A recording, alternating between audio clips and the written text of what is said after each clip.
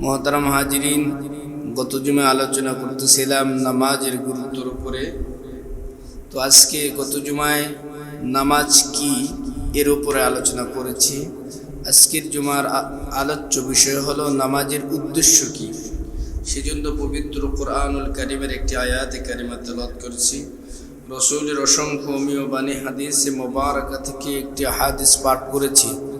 আপনারা দোয়া করুন রব্বুল আলামিন যেন আমাকে সংক্ষিপ্ত সময়ের মধ্যে কোরআন এবং হাদিসের উপরে ভিত্তি করে অল্প সময়ের মধ্যে কিছু কথা বলার এবং আমাদের সকলকে আমল করার তৌফিক দান করেন। সকলে বলুন আমিন। সম্মানিত সুধী, নামাজের উপরে আলোচনা করতে গেলে কমপক্ষে 5টি জিনিসের উপরে আলোচনা করতে হয়। 1 নম্বর হলো নামাজ কি, 2 নম্বরে নামাজের উদ্দেশ্য কি, 3 নম্বরে নামাজ আদায়ের পদ্ধতি কি, 4 নম্বরে নামাজ পড়লে লাভ কি, 5 নম্বরে নামাজ না পড়লে ক্ষতি কি। কয়টি বিষয়ের উপর আলোচনা শুনতে হবে? 5টি। 1 নম্বরে নামাজ কি, 2 নম্বরে নামাজের উদ্দেশ্য, 3 নম্বরে নামাজ আদায়ের পদ্ধতি কি, 4 নম্বরে নামাজ পড়লে লাভ কি, 5 নম্বরে নামাজ না পড়লে। এই বিষয়টা এতটুকু বুঝছেন তো? বলেন 1 নম্বরে কি নামাজ। আমি তো আর ক্লাস আমরা করাই, বুঝছেন, ক্লাসে পড়ানোর পর আমরা ছাত্রদেরকে বলি যে ভাই কিছু বুঝছেন, যে ছাত্ররা বলতে পারে তাহলে মনকে বোঝাই আমার আলোচনাটা কিছুটা হইলেও আমার ক্লাসটা বুঝছে। যে ছাত্র বোঝে না সেই ছাত্র চুপচাপ বসে থাকে। এই ছাত্রকে দ্বারা কিছু ফায়দা হয় না। যে আলোচনা করলো এই আলোচকও ব্যর্থ আলোচক। এই আলোচক কি আলোচক?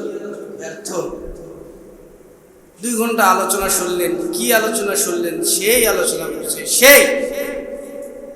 সেই একদম হিট করে ফেলছে। ওই হিট করলো আর জানা নাই। হুজুর সেই আলোচনা করছে ইউসুফ জুলেখার কাহিনী বলছে। তো বলা হয় ইউসুফ পুরুষ না মহিলা, জুলাইখা পুরুষ না মহিলা এটা জানি না। তো বলেন নামাজের গুরুত্বের উপর আলোচনা শুনতে হলে, নামাজের উপরে আলোচনা করতে গেলে কমপক্ষে কয়টি জিনিস জানা লাগবে? কোরআনের একটা আয়াতের উপর তাফসীর বোঝার জন্য 5টি জিনিস জানার দরকার। কোরআনের একটা আয়াতের উপরে আলোচনা শুনতে গেলে কয়টি জিনিস জানা লাগবে? 5টি। 1 নম্বরে আয়াতটা যে পড়ছে এর বাংলা তর্জমা জানতে হবে। 1 নম্বরে কি জানতে হবে? বাংলা তর্জমা। 2 নম্বরে শানে নুজুল, এই আয়াতটা আল্লাহ কেন নাযিল করলেন। 3 নম্বরে তাফসীর, 4 নম্বরে ব্যাখ্যা, 5 নম্বরে শিক্ষা। 5 নম্বরে কি? শিক্ষা। তাই অল্প কিছুটা বুঝবেন। পুরোপুরি কোরআন বোঝার মতো মানুষ আল্লাহ দুনিয়ায় পাঠান নাই। বুঝেছিলেন একজন, তিনি হলেন মুহাম্মদুর রাসূলুল্লাহ। আবু বকর নবীজির সামনে বসে বসে কোরআন বুঝেছিলেন। তো আবু বকরকে আল্লাহ রাসূল জিজ্ঞাসা করলেন, আবু বকর কি বুঝছো? ইয়া রাসূলুল্লাহ তেমন কিছু বুঝি নাই। আর বুঝবে বা কেমনে? আলিফ লাম মিম এর অর্থ আবু বকর জানে। পৃথিবীর কোনো মানুষ কি জানতেন? তাহলে এ কোরআন এমন এক কিতাব, পরিপূর্ণ বোঝা মানুষের দিমাগে খাটবে না। কারণ কোরআন ঐশিক গ্রন্থ, কোরআন মানুষের বানানো কোনো কিতাব নয়। আল্লাহ পাক রব্বুল আলামিন যেভাবে আমাদেরকে বোঝার তৌফিক দান করেছেন সেভাবে আমরা বুঝেছি। তো মোট কথা, যে কোনো বিষয়ের উপর আলোচনা শুনতে গেলে আমি কি বুঝাইতে চাচ্ছি এটা মূল লক্ষ্য ঠিক করতে হবে। তারপর আপনারা বুঝবেন হুজুর একটা আলোচনা করলো, এই আলোচনা মসজিদে রেখে বাড়িতে চলে যেতে হবে, তাই না? মসজিদে রেখে কোথায় চলে যেতে হবে? মসজিদে রেখে যাওয়া যাবে না, বাড়িতে নিয়ে যেতে হবে আলোচনা। বাড়িতে গিয়ে আপনার স্ত্রীকে বোঝাবেন, আপনার মেয়েকে বলবেন, আপনার ছেলেকে বলবেন, আপনার বন্ধুকে বলবেন আজকে আমাদের জুমায় খতিব সাহেব এই বিষয়ে আলোচনা করছে, এই বিষয়ের উপর আমল করতে বলছে।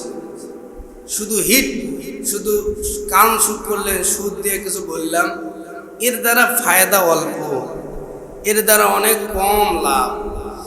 যদি একটি বিষয়ের মুনাফাস মূল বিষয় আমি বুঝতে পারি, তাহলে অল্প আলোচনা অল্প আমলেই নাজাতের জন্য যথেষ্ট। সুবহানাল্লাহ। তো নামাজের বিষয়ে আলোচনা করতে গেলে কয়টি জিনিস জানা লাগবে? নাম্বার 1 কি? নামাজ। 2 নম্বরে সকলকে বলতে হবে নামাজের উদ্দেশ্য কি। 3 নম্বরে নামাজ কেমনে পড়ব, নামাজের আদায়ের পদ্ধতিটা কি। 4 নম্বরে নামাজ পড়লে লাভ কি। 5 নম্বরে নামাজ না পড়লে, এই বিষয়গুলো জানা লাগবে। যদি জানতে পারেন তাহলে নামাজের মধ্যে ইহতিমাম হবে, নামাজ ওজনওয়ালা হবে। তো গত জুমে আলোচনা করতেছিলাম নামাজ কি, এই বিষয়ে আলোচনা শেষ। আজকে বলবো নামাজের উদ্দেশ্য কি, এই নামাজটা দিয়ে কি হবে, এই নামাজটা আল্লাহ কেন পাঠাইলেন, উদ্দেশ্য আছে না নাই? আপনি দাওয়াত খাইতে গেছেন, আপনি যে গেলেন, যে সে আপনারে দাওয়াত দিল, আপনার সময় আছে কিন্তু আপনি তাও যান না, তবুও আপনি যাইতে চান না। কিন্তু অনেক মানুষ আছে আপনাকে দাওয়াত দিলেন, আপনার সময় নাই, আপনার সুযোগও নাই, না ওইখানে যাইতেই হবে, ওইখানে যাইতে হবে। তার মানে কি? এটা গুরুত্বপূর্ণ। তো রব্বুল আলামিন নামাজটা কি জন্য দিলেন, এই নামাজের উদ্দেশ্য কি, এটা যদি বুঝতে পারেন তাহলে কিছুটা বুঝবেন। গত জুমায় নামাজ কি অল্প একটু বুঝলেন, তারপর নামাজের উদ্দেশ্য কি এটা জানবেন, তারপর নামাজ আদায়ের পদ্ধতি কি এটা জানবেন, লাভ কি ক্ষতি কি, এগুলো জানলে একটু বুঝবেন।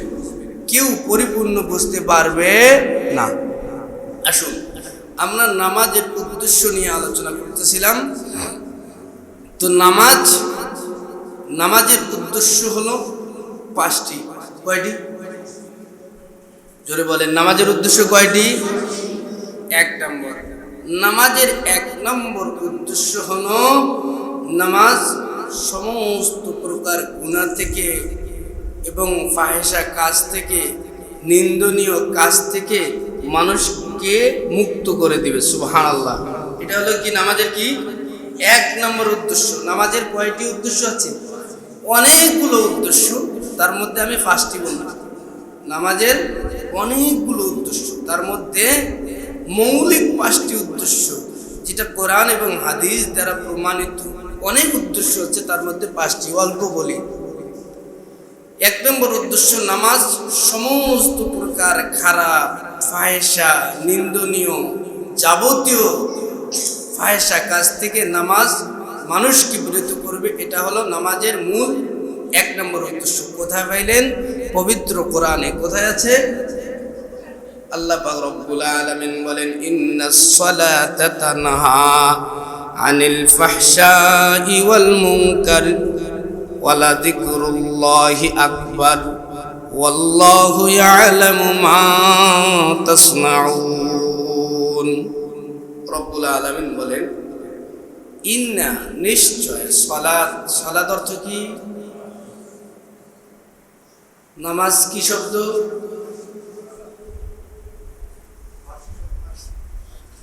নামাজ কে আরবিতে বলা হয় সালাত। নামাজের ফার্সি শব্দ হলো নামাজ। বাংলা কি? বাংলাও নামাজ। তো নামাজ নিশ্চয় নামাজ। ফাহশা বলতে কি? আপনারা তো কিছুটা বুঝেন, আরবি কিছুটাও তো বুঝেন। আমরা শুনতে শুনতে মুসলমান যেহেতু হয়ে গেছি, তো ফাহশা বলতে কি এটা বুঝি না? এটা বুঝি। ফাহশা ওয়াল মুনকার মানে যেটাকে আল্লাহ নিন্দনীয় বলছে। ইন্নাস সালাত নিশ্চয় নামাজ, ফাহশা খারাপ, ওয়াল মুনকার এবং নিন্দনীয়, ওয়াল বাগ যেটা মানুষ একদম খারাপ বলে, লাআল্লাকুম তাযাক্কারুন এগুলো কাজ থেকে যদি মানুষ বিরত থাকতে পারে তাহলে কিছুটা নামাজ তাদেরকে, নিশ্চয় নামাজ তাদেরকে খারাপ কাজ থেকে ফিরিয়ে রাখবে। কিন্তু আমরা নামাজও পড়ি, সব খারাপ কাজ করি। মনে হয় আল্লাহ কোরআনের আয়াতে ভুল। কোরআনের আয়াতটা আল্লাহ পাক রব্বুল আলামিন বলতেছেন, নামাজ সমস্ত প্রকার খারাপ কাজ থেকে মানুষকে মুক্ত করে দেয়, বিরত রাখে। কিন্তু বাস্তবে দেখা যায় আমরা নামাজও পড়ি, খারাপ কাজও করি। নামাজও করি, সুদও খাই, নামাজও করি, ঘুষ দেই এবং নেই, নামাজও করি, জিনাও করি, নামাজও করি, ওজনও কম দেই, নামাজও করি, মিথ্যাও বলি, নামাজও পড়ি, মানুষের জমিন জবরদস্ত করে নিজের জন্য নিয়ে নেই, কিন্তু নামাজ পড়ি। এখানে আল্লাহ পাক রব্বুল আলামিন সূরাতুল আনকাবুতের মধ্যে বলতেছেন, ইন্নাস সালাতা তানহা আনিল ফাহশাই ওয়াল মুনকার ওয়ালা যিকরুল্লাহি আকবার। নিশ্চয় নামাজ ফাহশা এবং মুনকার কাজ থেকে বিরত রাখবে। ওয়ালা যিকরুল্লাহি আকবার, এবং এটি রব্বুল আলামিনের কাছে যত জিকির আছে সবথেকে বড় জিকির হলো নামাজ। সবথেকে বড় জিকির কি? নামাজ। আল্লাহু ইয়ালামু মা তাসনাউন, এবং আল্লাহ পাক রব্বুল আলামিন সব কিছু জাননেওয়ালা, শুননেওয়ালা, বলনেওয়ালা। বলুন সুবহানাল্লাহ।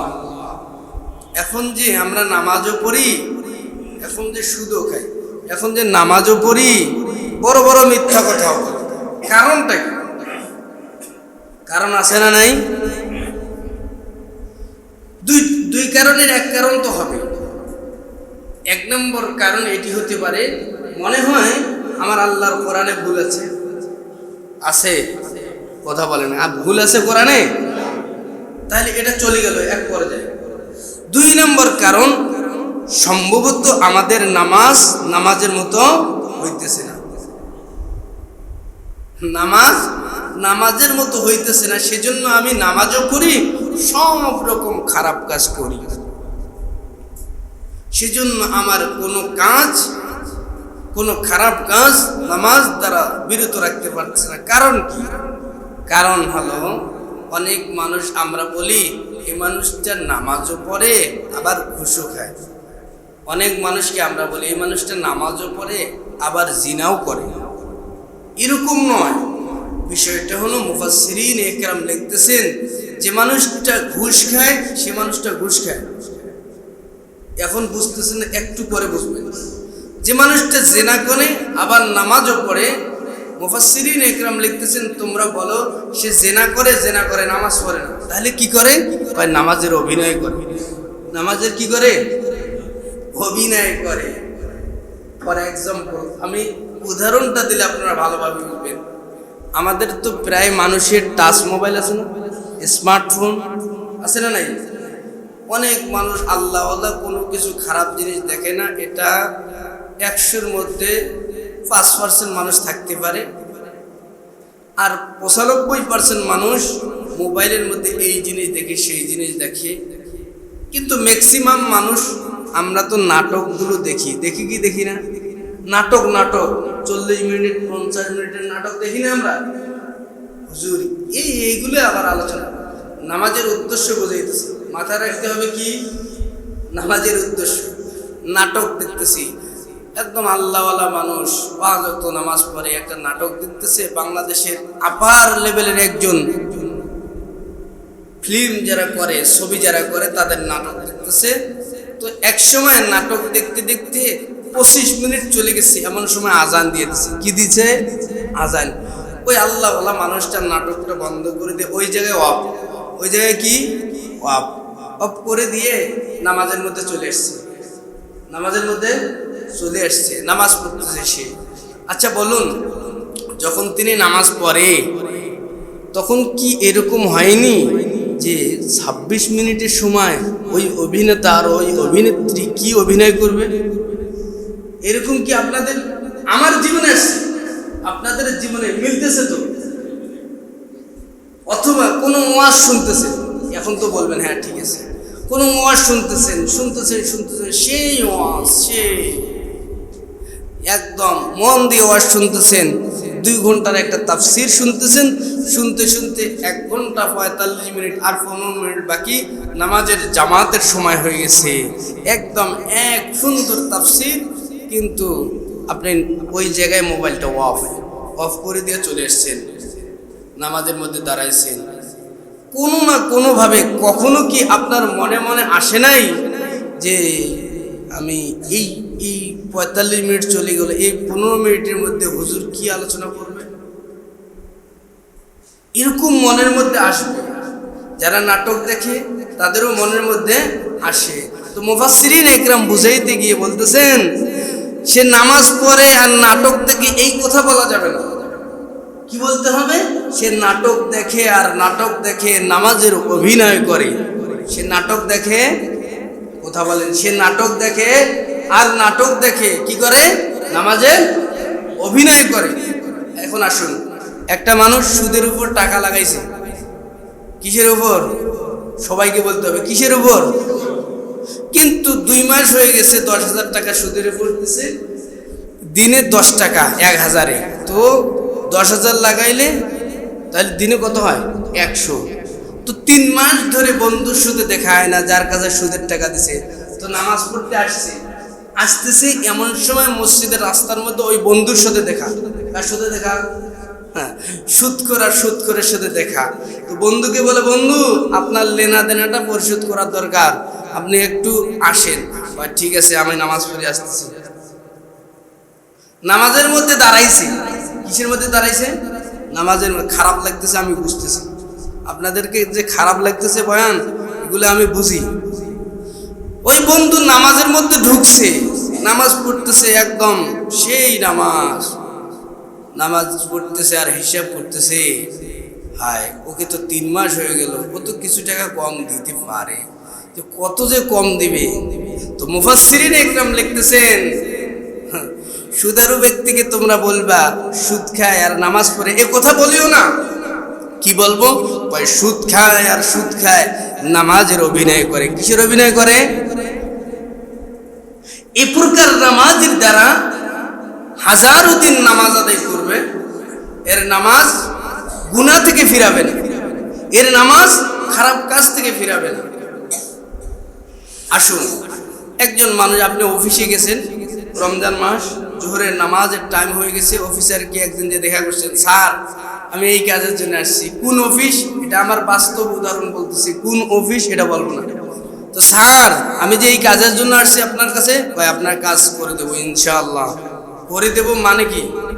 কিছু চায়, কিছু দিতে হবে। তো ঠিক আছে, পরের দিন আবার ওই সময় গিয়ে দেখা, জোহরের টাইম, আজান হয়ে গেছে, রমজানুল মুবারক মাস। তো দেখা করে সালাম দিছে, তো সালাম নিছে ওই ব্যক্তি, অফিসার মানুষ, ওই সময় উজু করে বাইরে হইতেছে, জোহরের নামাজ আদায় করবে। তো জোহরের নামাজ যেহেতু আদায় করবে, সালাম মুসাফা হওয়ার পর বলতেছে, ভাই কিছু নিয়ে আসছেন নি? ভাই আনছি তো। ভাই কি নিয়ে আসছেন? ভাই নেন। পকেট থেকে একটা খাম বাইর করে হাতে দিতে চায়, কিন্তু অফিসার বেচারা উজু করছে, কয় না এই সময় ধরা যাবে না, ঝুড়ির মধ্যে রাখেন। কোথায় রাখেন? কথা বলেন না কেন? কোথায় রাখেন? জোরে বলেন, কোথায় রাখেন? ঝুড়ির মধ্যে রেখে দিয়ে নামাজি ব্যক্তি নামাজের মধ্যে চলে আসছে। অফিসার নামাজ পড়তেছে আর চিন্তা কখনো তো করবে না ঝুড়ির মধ্যে আমার যে কত টাকা দিল, এরকম মনে আসার আশঙ্কা নাই তো? নাই। তো নামাজ পড়লো আর ঘুষ খাইলো, এ কথা বলা যাবে না। কি বলতে হবে? ঘুষ খাইলো আর ঘুষ খাইলো, কিন্তু নামাজের কি করছে? অভিনয়। এরকম অভিনেতা নামাজির বাংলাদেশে কোনো অভাব? হাজার দিন নামাজ পড়বেন।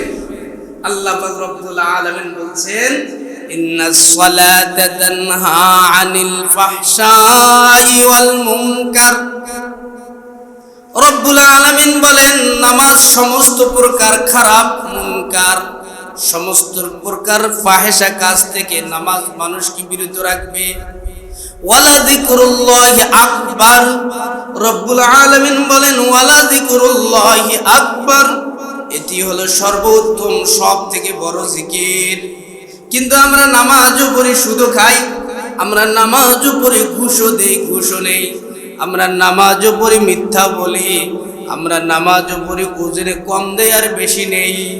রব্বুল আলামিন বলেন, এরকম নামাজ পড়তে থাকবে আর এই কার্যকলাপগুলো নামাজি ব্যক্তির মধ্যে যদি থাকে, হাজার দিন নামাজ পড়বে, কোটি দিন নামাজ পড়বে, গোটা জিন্দেগি যদি নামাজ পড়ে, এ নামাজ তাকে খারাপ কাজ থেকে ফিরিয়ে আনবে না। নাউজুবিল্লাহ। এরকম নামাজি ম্যাক্সিমাম নামাজ, এরকম নামাজি দ্বারা কোনো কাজ হবে না। তাহলে কিরকম? নামাজের 1 নম্বর উদ্দেশ্য, নামাজ খারাপ কাজ থেকে মানুষকে ফিরে আনবে। এটা হলো কয় নম্বর উদ্দেশ্য? এটা বুঝছেন তো কোরআনের তর্জমা। 2 নম্বর উদ্দেশ্য নামাজের, কয় নম্বর উদ্দেশ্য? নামাজের উদ্দেশ্য কয়টি বলছি? জোরে বলেন কয়টি? 2 নম্বর উদ্দেশ্য হলো নামাজের 2 নম্বর উদ্দেশ্য হলো মনকে, নামাজের 2 নম্বর উদ্দেশ্য হলো নামাজি ব্যক্তির মনকে আল্লাহর সাথে মিলিয়ে দিবে। নামাজ মানুষের মনকে আল্লাহর সাথে মিলিয়ে দিবে, মানুষের মনকে আল্লাহর সাথে মিলিয়ে দিবে। এটা হলো নামাজের 2 নম্বর উদ্দেশ্য। এখন আসলে এটার উদাহরণ দিলে আপনারা বুঝবেন। নামাজি ব্যক্তির নামাজ মানুষের মনকে আল্লাহর সাথে মিলায় দেবে। এই কথাটাই সূরাতুল মুমিনুনের মধ্যে আল্লাহ পাক রব্বুল আলামিন বলেন, কদ আফলাহাল মুমিনুন আল্লাযীনা হুম ফি সালাতিহিম খাশিউন। একটা আলোচনা তো শুনছিলেন, খুশু খুজু নামাজ, শুনেন নাই? খুশু খুজু নামাজ এর মানে কি? নামাজ ব্যক্তির নামাজ ওই মানুষকে, ওই মানুষের মনকে আল্লাহর সাথে মিলিয়ে দিবে। ওই নামাজটাকে বলে খুজু খুজু ওয়ালা নামাজ।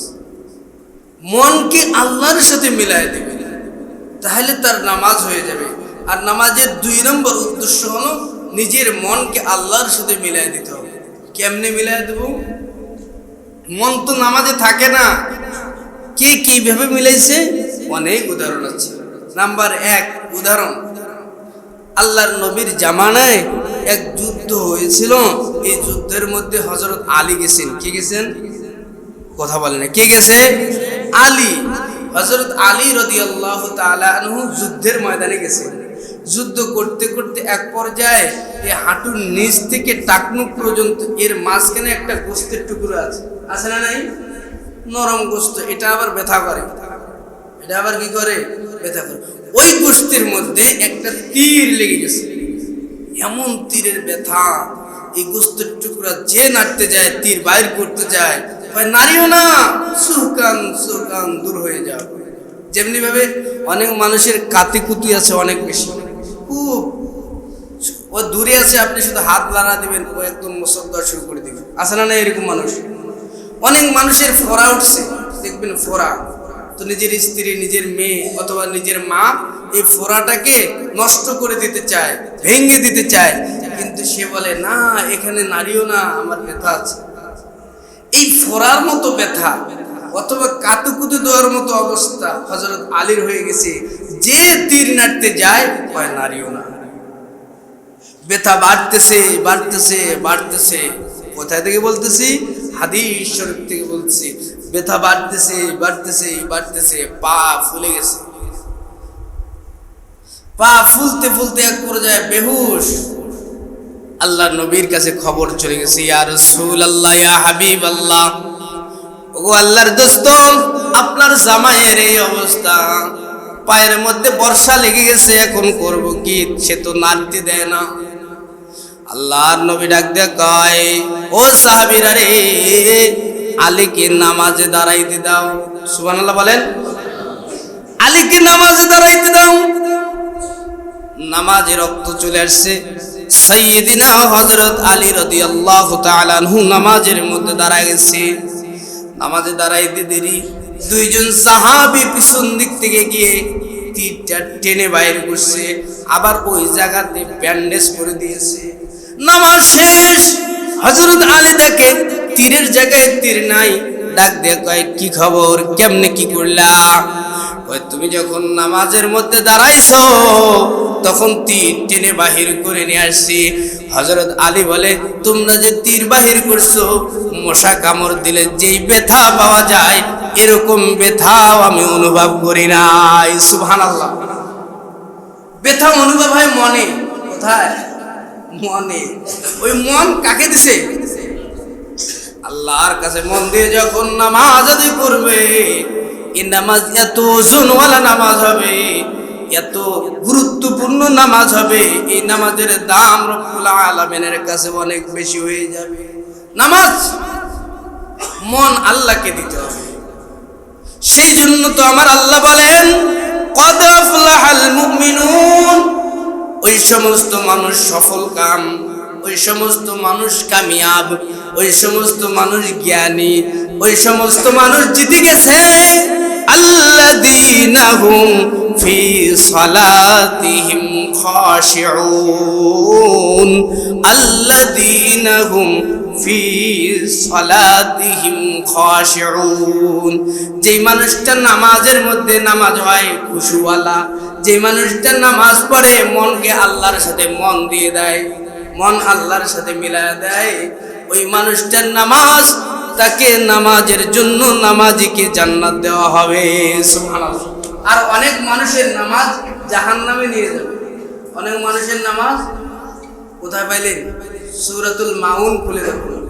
কোন সূরা? এক প্রকার নামাজের জন্য জান্নাতের ওয়াদা, ওই কামিয়াব হয়ে গেছে, সফল কাম হয়ে গেছে। আর এক প্রকার নামাজের জন্য আল্লাহর ধমক, ফাওয়াইলুল লিল মুসাল্লিন, ফাওয়াইলুল লিল মুসাল্লিন হুম আন সালাতিহিম সাহুন আল্লাযীনা হুম ইউরাউন। ওই যে প্রথমে বলছিলাম অভিনেতা নামাজ, মানুষ দেখানোর জন্য নামাজ পড়ে, আবার ঘুষও খায়, নামাজ পড়ে আবার সুদ খায়, নামাজ পড়ে আবার জিনাও করে। আমার আল্লাহ বলেন আল্লাযীনা হুম ইউরাউন। ইউরাউনের ব্যাখ্যায় শাব্দিক অর্থে মুফাসসিরিন একরাম, মুহাদ্দিসিন একরাম বলেন লোক দেখানো যারা নামাজ আদায় করে ওই সমস্ত মানুষদের জন্য ওয়াইল, ধমক দেওয়া হয়েছে। ওই সমস্ত মানুষদের জন্য জাহান্নামের বাজারে রাখা হয়েছে। নাউজুবিল্লাহ। তাহলে কিভাবে নামাজ পড়া লাগবে? মানুষকে দেখানোর জন্য না, নামাজের মধ্যে মন স্থির করে নামাজ। হুজুর আমার তো নামাজের মধ্যে মন স্থির থাকে না। থাকে? আমরা কি সাহাবী?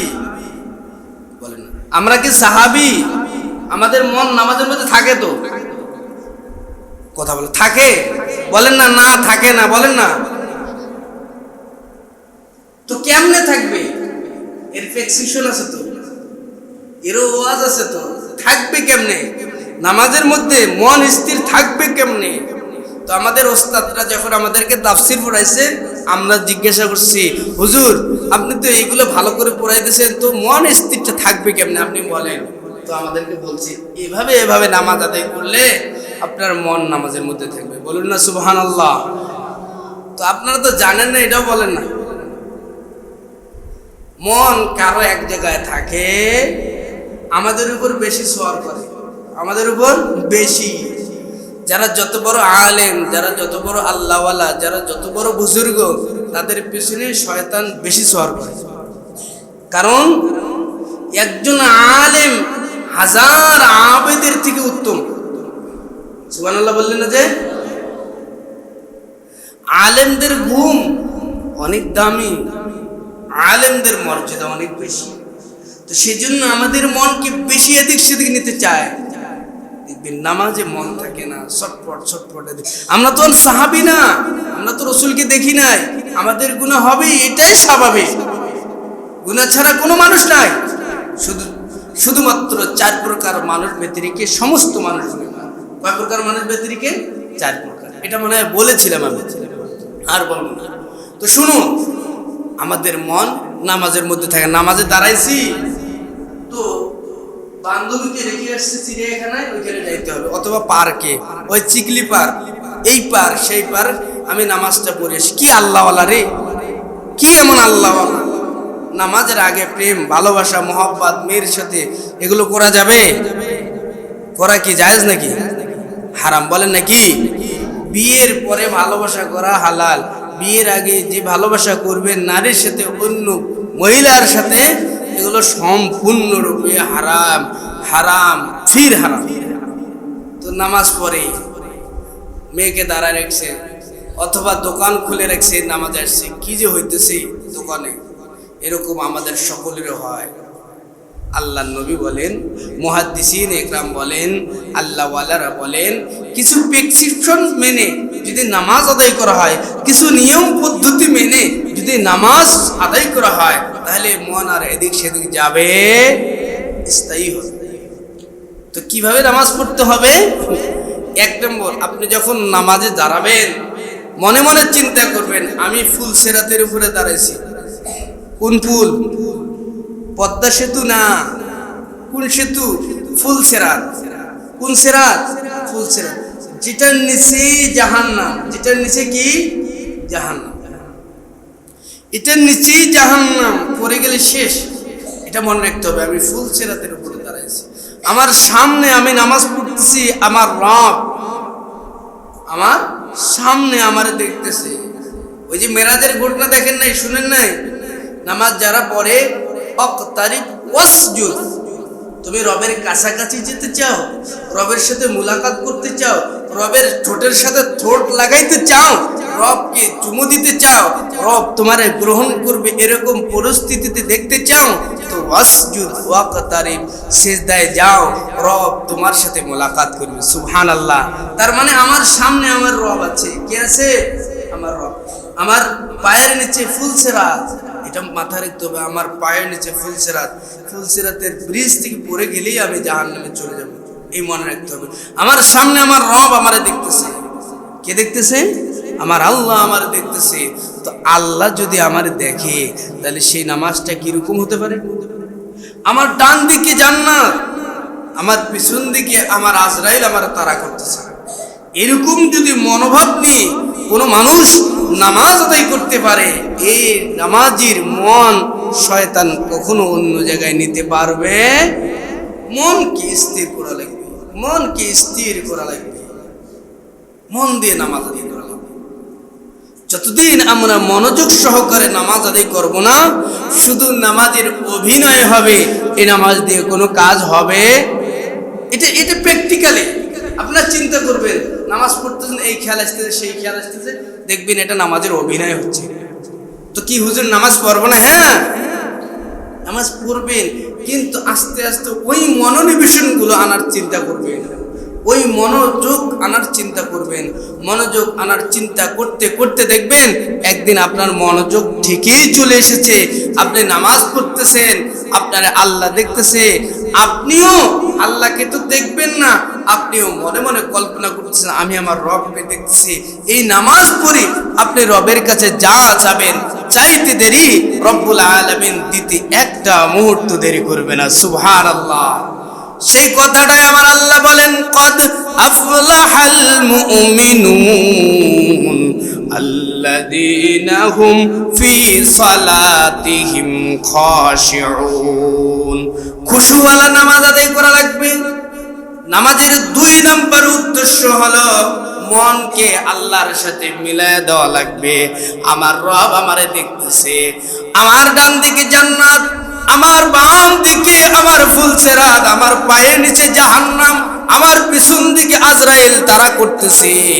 এরকম যদি মনোযোগ সহকারে কোনো ব্যক্তি নামাজ আদায় করে, সাহাবীদের মতো যদি দোয়া করে, আয় রব আমার ঘোড়া হারিয়ে গিয়েছে, আমার ব্যবসার মধ্যে উন্নতি নাই, আমার স্যান্ডেলের ফিতা ছিঁড়ে গেছে, আমার এই দরকার সেই দরকার, আমার চাকরির দরকার, আমার রিজিকের দরকার।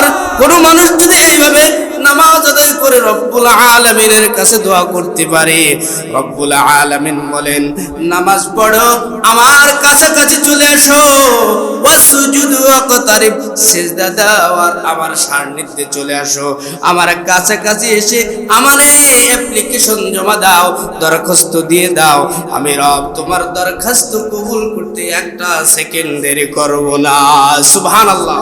কারণ রব্বুল আলামিনের কাছে কোনো জিনিসের কমতি ফকির নেই। আল্লাহ দুনিয়ার মানুষের কাছে একদম আপার লেভেলের মানুষ, যা বলবেন স্যার আমারে 5 কেজি চাল দেন তো, বেশি না, কয় কেজি? 5 কেজি। কয় পরে আসি, কারণ সেই সময় দিতে পারবে না, তো সে অফিস ছেড়ে যাওয়ার টাইম নেই। কিন্তু মালিক এমন এক মালিক, এমন এক রব, অনেক মানুষ নামাজের জায়নামাজের নিচে তাদের খানার ব্যবস্থা হয়ে গেছে। সুবহানাল্লাহ। কেন জানেন না? মুসা নবীর কাহিনী। নামাজ পড়তেছে, নামাজ পড়তেছে, তাদের উম্মতের দল, খানা নাই, খানা নাই। এ মুসা কি খবর? আপনি তো আমারে নিয়ে আসলেন, আমাদেরকে নিয়ে আসছেন, তো খানা কই? কই নামাজে দাঁড়ায় যান, মুসাল্লা বিছায় নামাজে দাঁড়ায় গেছে, তো রব্বুল আলামিন মুসাল্লার নিচে যায় নামাজের নিচে খানার ব্যবস্থা করে দিয়েছে। সুবহানাল্লাহ। তাফসীর। তো নামাজের 2 নম্বর উদ্দেশ্য, মনোযোগ সহকারে নামাজ যতদিন হবে না, এই নামাজের অভিনয় হবে।